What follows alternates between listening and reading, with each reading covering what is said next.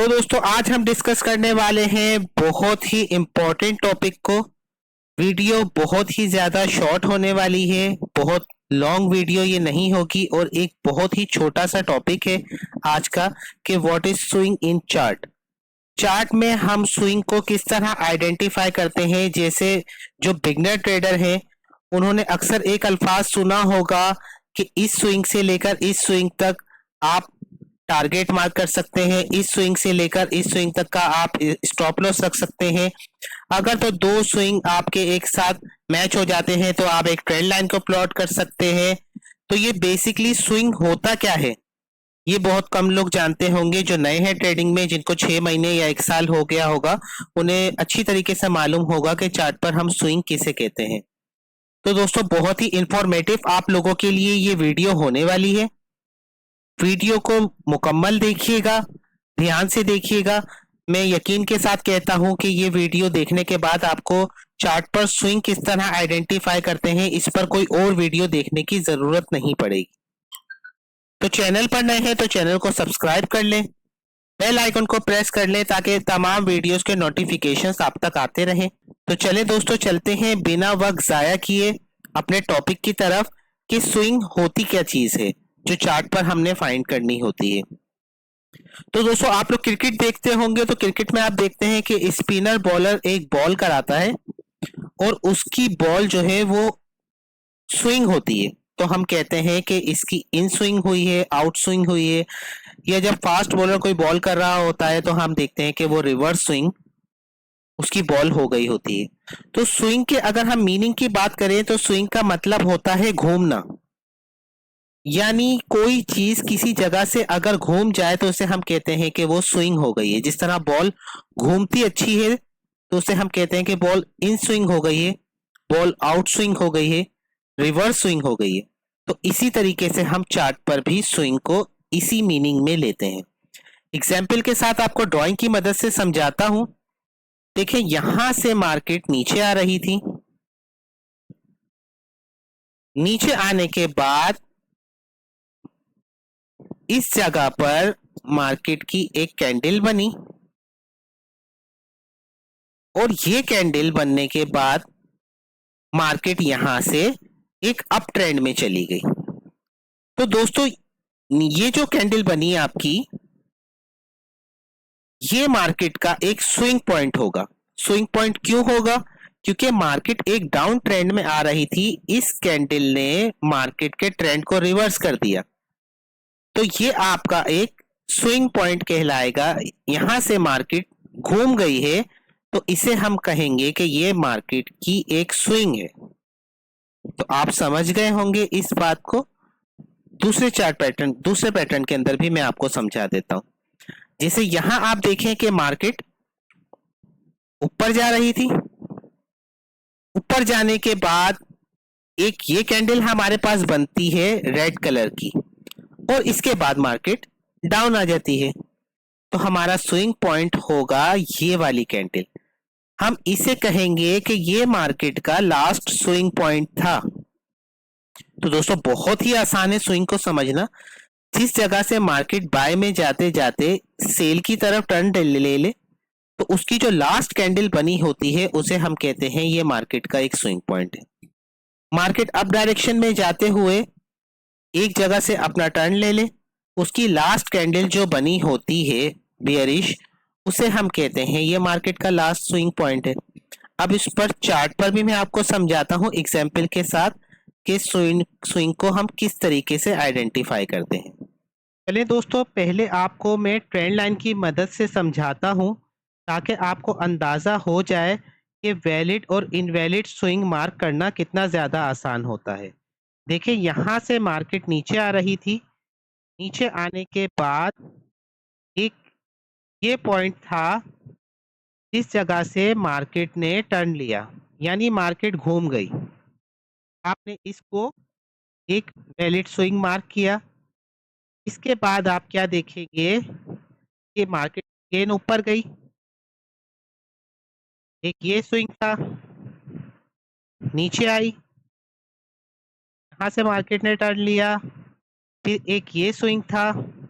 अब आप क्या करेंगे एक ट्रेंड लाइन को प्लॉट करने की कोशिश करेंगे। पहला स्विंग आपने लिया, दूसरा स्विंग, तीसरा स्विंग और ये चौथा स्विंग। और आप ये देखें कि कितनी परफेक्ट आपकी एक ट्रेंड लाइन मार्क हो गई। ये देख सकते हैं कि कितनी ज्यादा ये वैलिड एक ट्रेंड लाइन है और मार्केट इसको किस तरह रिस्पेक्ट कर रही है। तो दोस्तों, अगर आपको स्विंग का ही ना पता होता तो आप ये एक वैलिड ट्रेंड लाइन तो मार्क नहीं कर सकते थे ना। फॉर एग्जाम्पल, अगर आप इसको भी स्विंग मार्क कर लेते,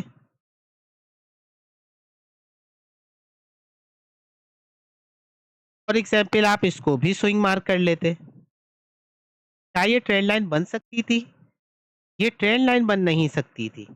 तो जब आपने यहाँ पर वैलिड स्विंग मार्क किए,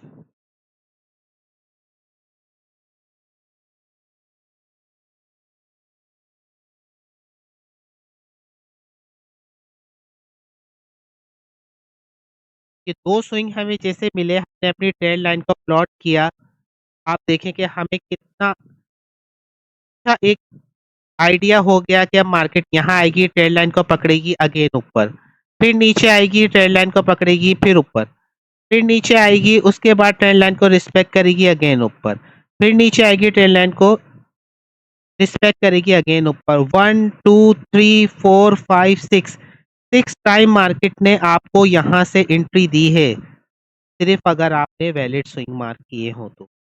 वैलिड स्विंग किस तरह मार्क करते हैं, मैं आगे आपको चार्ट पर बताऊं। तो चले चार्ट पर समझते हैं कि स्विंग को हम किस तरह आइडेंटिफाई करते हैं। वीडियो को कोई भी पार्ट आपने स्किप नहीं करना, क्योंकि मैं डिटेल में आपको इतना अच्छा समझाने वाला हूं कि आपको कभी जरूरत ही नहीं पड़ेगी उसको समझने की कि हम किस तरह स्विंग को आइडेंटिफाई करें। तो देखिए दोस्तों, चार्ट पर आप ये समझें, मार्केट इस जगह से नीचे आ गई, यहां से मार्केट नीचे आई, ये मार्केट का एक स्विंग हो गया। अब यहां से मार्केट कहां आई, इस जगह। इस जगह आने के बाद मार्केट आप देखें यहां से घूम गई, इस जगह से डाउन ट्रेंड में थी, अप ट्रेंड में चली गई, तो ये लास्ट पॉइंट था जहां से मार्केट ने टर्न लिया। यहां से मार्केट घूम गई, ये मार्केट का एक स्विंग हो गया। उसके बाद आप देखें कि मार्केट में कोई स्विंग नहीं आया और ये सिंगल लेग के अंदर मार्केट ऊपर चली गई, जैसे कि आप देख सकते हैं यहां से लेके यहां। अब आप सोच रहे होंगे कि ये जो बीच में छोटी छोटी सी रेड कैंडल बनी, क्या ये स्विंग है? तो हर रेड कैंडल स्विंग नहीं होती। आपने इतनी बात को ध्यान से समझना है कि जो जगह मार्केट को टर्न करवा दे, मार्केट उस जगह से घूम जाए, सिर्फ उसी को हम स्विंग कंसीडर करते हैं। और यहाँ आप देख सकते हैं छोटी छोटी रेड कैंडल जरूर बनी है, लेकिन किसी भी जगह ने से मार्केट ने एक टर्न नहीं लिया है। अब मार्केट ऊपर जाती है, देखिए ये एक जगह थी जिस जगह से मार्केट ने अपना एक टर्न लिया, एक स्विंग आपका ये हो गया। उसके बाद मार्केट नीचे आई,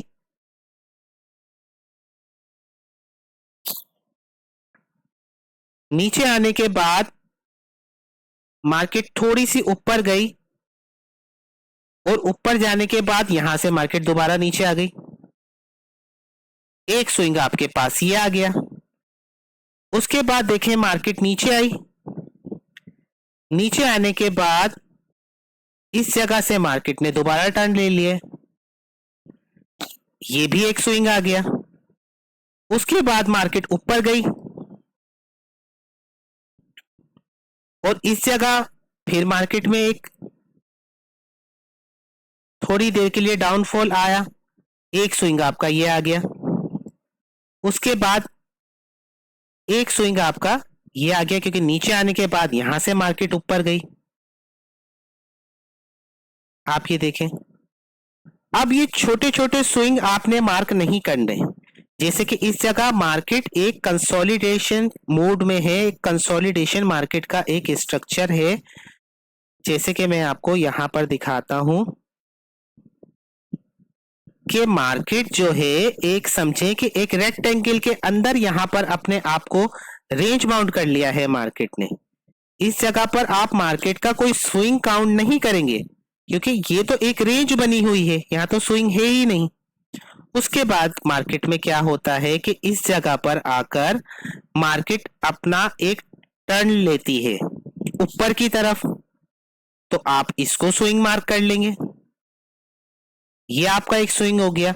अब ये स्विंग आपका सिंगल लेग के अंदर ऊपर जा रहा है। ये स्विंग आपका सिंगल लेग के अंदर ऊपर गया। उसके बाद मार्केट ने किस जगह के ऊपर अपना एक टर्न लिया? इस जगह के ऊपर। इसको स्विंग मार्क कर लें। आप इसको स्विंग मार्क कर लें। ये एक स्विंग हो गया। आप इसको स्विंग मार्क कर लें। तो दोस्तों बहुत ही ज्यादा आसान है मार्केट में स्विंग को मार्क करना। सिंपल सी लॉजिक को बस आपने समझना है। जिस जगह मार्केट बाय जाते जाते सेल में घूम जाए, आपने उसको स्विंग मार्क कर लेना। सेल में आते आते मार्केट बाय में घूम जाए, आपने उसको स्विंग पॉइंट मार्क कर लेना। और हर एक्यूरेट जगह होगी जहां से आप स्विंग को मार्क करेंगे, और ये स्विंग आपको स्ट्रक्चर मैप करने के अंदर बहुत ज्यादा हेल्प करती है। अगर देखें आप तो जैसे मार्केट का एक ये लो लगा हुआ था पहले, फिर ये मार्केट इस तरह लो बनाती हुई चलती है, हायर हाई बनाती हुई चलती है, हायर लो बनाती हुई चलती है।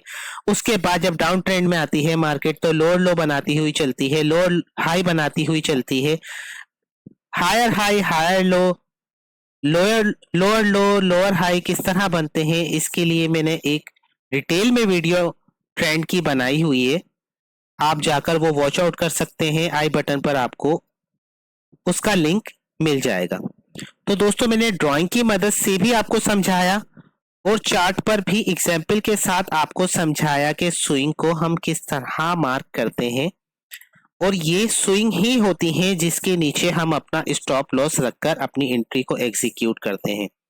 फॉर एग्जाम्पल इस जगह अगर मैंने अपनी बाय की ट्रेड को एग्जीक्यूट करना है तो मैं इस जगह अगर अपनी बाय की ट्रेड एग्जीक्यूट करूंगा तो मुझे ये मालूम होना चाहिए कि मेरा स्टॉप लॉस जो लास्ट स्विंग थी उसके नीचे होगा, तब मैं जाकर अपना टारगेट ले सकता हूं। अगर मुझे स्विंग का मालूम ही नहीं होगा तो मैं तो अपना स्टॉप लॉस यहीं रखकर चल पड़ूंगा और मार्केट नीचे आएगी, मेरा स्टॉप लॉस हिट करके मुझे एग्जिट करवा देगी। तो अगर वैलिड स्विंग आपको पता है तो आपका स्टॉप लॉस हिट करने की ताकत नहीं रखती है मार्केट। तो वैलिड स्विंग निकालने का क्या तरीकेकार है ये मैंने डिटेल में आपको बताया। अगर आप ये छोटे छोटे से स्विंग मार्क करेंगे तो ये होते हैं इनवैलिड स्विंग। जैसे आपने एक ये भी मार्क कर लें यहाँ से, उसके बाद अगर मार्केट यहाँ आए आप ये भी मार्क कर लें, उसके बाद आपको जहां पर एक रेड कैंडल दिखे आप ये भी मार्क कर ले, तो ये सारे इनवैलिड स्विंग होते हैं। वैलिड स्विंग आपका सिर्फ वो होता है जिस जगह से मार्केट घूम गई है। बस आसान अल्फाज में आपने समझना है कि जिस जगह से मार्केट घूम जाए बस वो आपका वैलिड स्विंग है। तो दोस्तों उम्मीद करता हूं कि आपको अच्छे से ये बात समझ आई होगी। एक बार चार्ट को अपने ओपन कीजिएगा और इस तरह आप अपने स्विंग मार्क करके देखिएगा और फिर देखें कि किस जगह से मार्केट एंट्री देती है और कहां का स्टॉप लॉस मार्केट हिट नहीं करती है। क्योंकि ज्यादातर ट्रेडर की ये जो शिकायत होती है ना कि बस हम एंट्री लेते हैं और मार्केट हमारा स्टॉप लॉस हिट कर देती है, हमने एंट्री ली होती है मार्केट हमारा स्टॉप लॉस हिट कर देती है। वो हिट क्यों होता है स्टॉप लॉस को, इसकी वजह जानने की किसी को जरूरत पेश नहीं आती, या सीखते हैं तो उन्हें वो कंटेंट नहीं मिलता, वो वीडियो नहीं मिलती। यही वजह है कि मैं डिटेल में आप सबको ये बात समझा रहा हूं कि वैलिड स्विंग को जब आप फाइंड कर लेंगे ना, उसके नीचे का बस आपने स्टॉप लॉस रखना है और कॉन्फिडेंस के साथ अपनी ट्रेड को एग्जीक्यूट करें और जाने दें मार्केट को अपने टारगेट की तरफ। मार्केट आपको एक बहुत अच्छा रिवॉर्ड देगी। तो दोस्तों बहुत ही इंपॉर्टेंट टॉपिक था हमारा आज का कि हम स्विंग को किस तरह आइडेंटिफाई करेंगे चार्ट पर। मैंने ड्राइंग की मदद से भी आप सबको समझाया और चार्ट पर ले जाकर भी एग्जाम्पल के साथ आपको समझाया।